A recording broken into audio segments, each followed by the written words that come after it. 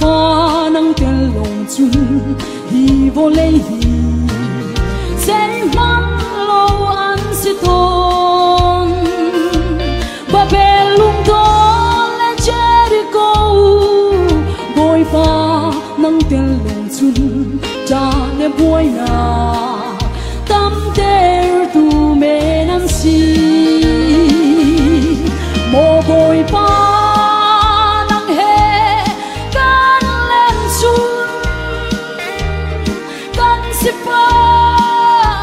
Shuna tam phiêu ram rau ram cha kham te man van ram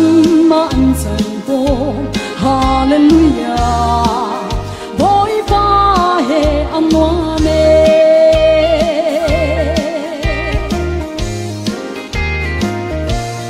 Babylon chiang pa sang lian ngan Nebuchadnezzar man boy pa lo chun cho tum ban tu ka si mi thong sang son mi ngan ko lia thing bul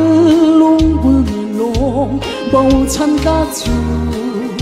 Jesus Christ long a si mo boy pa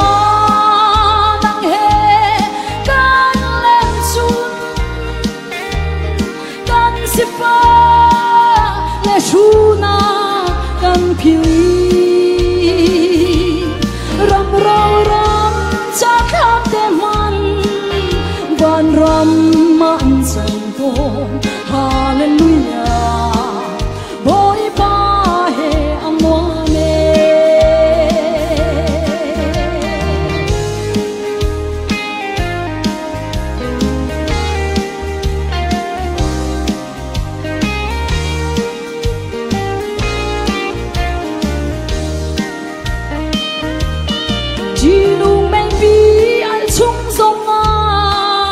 nang he kan chun pang par dum do chung ni leng ni kan luang chiam dei thong chung song kan chi lo den nia veng tu pathian kan pathian ni a kan ven sung za lin mo boy pa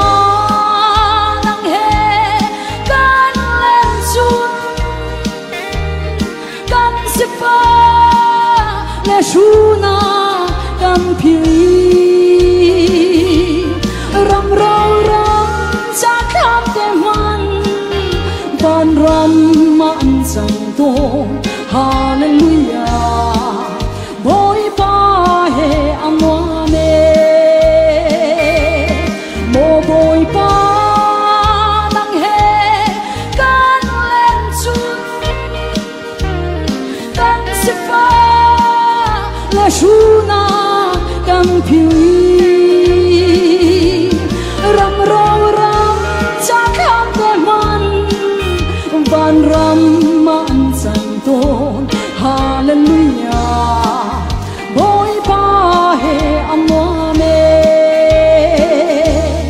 ram rau ram cha kham te man van ram man san ton hallelujah